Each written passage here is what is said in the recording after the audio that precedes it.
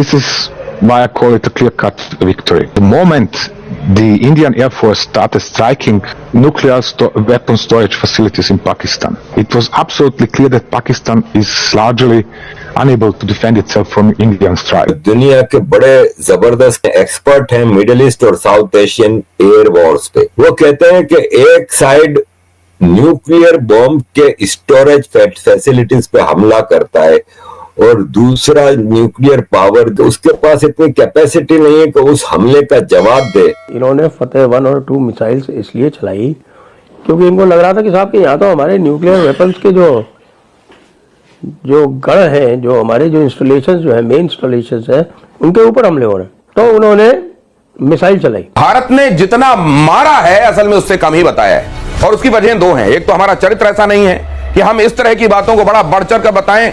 हमारी भुजाओं की ताकत अपने आप में इस बयान का इसको जोर जोर से बताती है कि हमने किया क्या है। 80 घंटे की लड़ाई हुई है।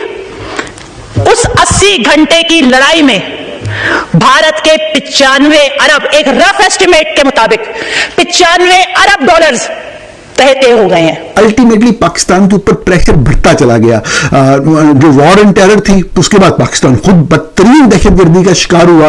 वही दहशतगर्द जो हमने पाले थे वो हमारे खिलाफ हो गए, उन्होंने हमारे ऊपर ही हमले शुरू कर दिए। उन्होंने अफवाज पाकिस्तान और ISI और दीगर दफाई अदारों के ऊपर ही हमले शुरू कर दिए। पाकिस्तान को जितने भी फाइटर जेट्स के हमारे हार्ड पॉइंट्स थे, जितने भी जेट्स थे और जितने भी हार्ड पॉइंट्स थे, मुझे लगता है इन्होंने जो करना था एक्सपेरिमेंट सारा का सारा पाकिस्तान पे करा है। दुनिया के बड़े जबरदस्त कॉम्बैट एविएशन हिस्टोरियन हैं, एक्सपर्ट हैं मिडिल ईस्ट और साउथ एशियन एयर वॉर्स पे। वो कहते हैं कि एक साइड न्यूक्लियर बॉम्ब के स्टोरेज फैसिलिटीज पे हमला करता है और दूसरा न्यूक्लियर पावर जिसके ऊपर हमला हुआ है उसके पास काबिलियत नहीं है, कि उसके पास इतनी कैपेसिटी नहीं है कि उस हमले का जवाब दे। तो फिर मेरी किताबों में क्लियर कट विक्ट्री किसकी है ये बताना ज्यादा मुश्किल नहीं। बाकी अजीज दोस्तों, टेररिज्म की जहां तक बात है तो ये कोई बहुत मतलब रॉकेट साइंस नहीं है। दुनिया को पता है कि टेररिस्ट कौन प्रोड्यूस करता है, कौन उनको प्रोटेक्ट करता है और कौन उनको ऑपरेट करवाता है। इमरान खान 2019 में ये फरमाते थे एक टीवी चैनल पे बैठ के कि 50 से ज्यादा टेररिस्ट ग्रुप पाकिस्तान में ऑपरेट करते हैं। ये जो अटक वाला मामला है, उनका फतेह जंग एक उनका न्यूक्लियर बेस है, या उसको कहें कि वो न्यूक्लियर मिसाइल बेस है, और वहाँ से जो इनकी जो न्यूक्लियर मिसाइल है वो चलाई जाती। पहले दिन उसके ऊपर ही सीधा सीधा हमला कर दिया था। और काला चिट्टा जो है वो भी रावलपिंडी के पास में ही है। काला चिट्टा में भी वहाँ के उनके न्यूक्लियर मोबाइल लॉन्चर वगैरह का वहाँ पर हाउसिंग है, वो करते वहाँ से होता है। काहुटा क्या है? काहुटा वहाँ है जहाँ पे वेपन्स फैब्रिकेट होते हैं। नमस्कार दोस्तों, स्वागत है आपका मेरे एक नए वीडियो में। दोस्तों, पाकिस्तान की मीडिया में खबरें चल रही हैं कि 100 किलोमीटर के दायरे में वहां से जितनी भी पब्लिक है, जितनी भी रिहायशी लोग हैं, सबको बाहर निकाल दिया गया, पूरा खाली करा दिया गया। 100 किलोमीटर का एरिया बहुत ज्यादा होता है। वहां पे ऐसी आशंका है कि वहां पर ये इनका न्यूक्लियर प्लांट या न्यूक्लियर या परमाणु बम से जुड़ी हुई कुछ सामग्री हो सकती थी, जहां पर भारत के द्वारा जब ड्रोन से हमला किया गया, अब भारत ने जानबूझ के किया, इसकी पुष्टि नहीं हुई है, या भारत ने हमला किया वहां पर परमाणु से जुड़ी हुई सामग्री थी, उसके ऊपर अटैक हो गया और रेडिएशन फैलने की पूरी आशंका है पाकिस्तान के अंदर। तो पाकिस्तान बहुत ज्यादा बौखला गया है कि भारत ने जानबूझकर कैसे किया है। और ऑस्ट्रेलिया के जो मीडिया है उसने भी पुष्टि कर दी है कि पाकिस्तान के अंदर न्यूक्लियर ब्लास्ट हुआ है, जिससे कि बहुत बड़े एरिया में रेडिएशन फैलने की आशंका है। तो पाकिस्तानी भी डरे हुए, बौखलाए हुए। पाकिस्तान की मीडिया इस समय क्या बोल रही है, तो चलिए वीडियो देखते हैं और मैं मिलता हूँ वीडियो के अंत में। तो पहले दिन ही ये ड्रोन स्ट्राइक्स हो गई थी। उन ड्रोन स्ट्राइक्स के साथ साथ ये अलग बात है कि वो रेडार जो है वो लाहौर और गुजरांवाला वाला जो रेडार साइट्स थी वो रेडार ख़त्म कर दिए गए। तो उसके बाद फिर ये बिल्कुल आधे ब्लाइंड वैसे ही हो गए थे। और अगले दिन जब इन्होंने यानी कि 9 और 10 की जो बीच की रात थी, 9 और 10 तारीख के बीच की रात में जब मिसाइल चलाई, मिसाइल क्यों चलाई? इन्होंने फतेह 1 और 2 मिसाइल्स इसलिए चलाई क्योंकि इनको लग रहा था कि साहब कि यहाँ तो हमारे न्यूक्लियर वेपन्स के जो जो गढ़ हैं, जो हमारे जो इंस्टॉलेशन जो है, मेन इंस्टॉलेशन है, उनके ऊपर हमले हो रहे हैं। तो उन्होंने मिसाइल चलाई और वो मिसाइल इंटरसेप्ट हो गई, वही वाली मिसाइल जो सिरसा के ऊपर इंटरसेप्ट हुई है। और वो हमारे एमआर साहब ने 2 प्रोजेक्टाइल मार के और उसको इंटरसेप्ट कर दिया। एमआर साहब की 2 प्रोजेक्टाइल से मार के नष्ट करने की क्षमता जो है वो 99% से 99% बताई जाती है। इसके बाद जब उन्होंने मिसाइल चला दी तो फिर इधर से ब्रह्मोस ए चली, यानी ब्रह्मोस एयर फायर्ड ब्रह्मोस चली, और साथ में और भी कई जगह स्कैल्प और हैमर ये सब चले वेपन्स। कश्मीर की वादियों में आज भारतीय सेना ने बड़ी क्रूरता से इनका अंत किया है।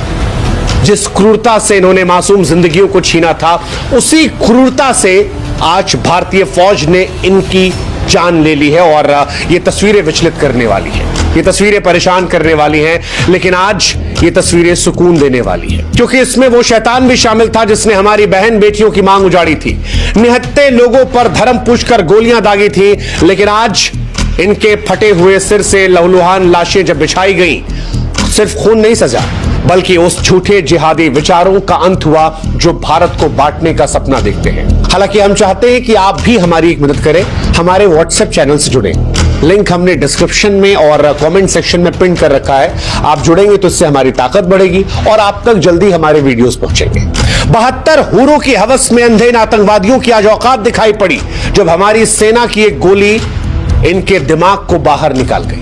जिहाद का जो जहर इनके अंदर था, जब तस्वीरें आई तो वो इतनी ही खौफनाक, ऐसी खौफनाक तस्वीरें जो कमजोर दिल वालों को सदमा दे दें। लेकिन ये तस्वीरें आज कठोर होने के बावजूद भी हर देशवासी को गर्व का क्षण दे रही हैं। ये बता रही हैं कि आतंक का अंत निश्चित है। इनके पराजित शरीर भारत की शक्ति का प्रतीक हैं, जो हर आतंकवादी के मन में इन तस्वीरों को दिखाकर भय पैदा करेंगे। वो पीछे भारतीय फौज जो भारत माता की जय, भारत माता की जय कह रही है, और उनके सामने खुले सिरों से रिश्ता हुआ खून, इनके टुकड़े टुकड़े जिस्म के, ये सिर्फ लाशें नहीं बल्कि भारत की ताकत का ऐलान है। ये उस आग का सबूत है जो हर जिहादी के सीने में अब जलेगी। और भारत माता की जय, भारत माता की जय, हर हर महादेव का जो ये ऐलान है, ये बताने वाला है कि ये वो भारत नहीं है जो चुपचाप अपने जवानों का सर कटा हुआ देखता था। ये नया भारत है जो आतंकवादियों के सर को खोल के रख देगा और उसके बाद वहां पर गर्व से भारत माता की जय का उद्घोष करेगा, ये बताते हुए कि जो तुम डिजर्व करते हो वो तुम्हें दिया जाए। दोस्तों, देखा आपने वीडियो कैसे ऑस्ट्रेलिया की जो मीडिया है उसने पुष्टि की है कि पाकिस्तान के अंदर एक बड़े एरिया में रेडिएशन फैलने की आशंका है।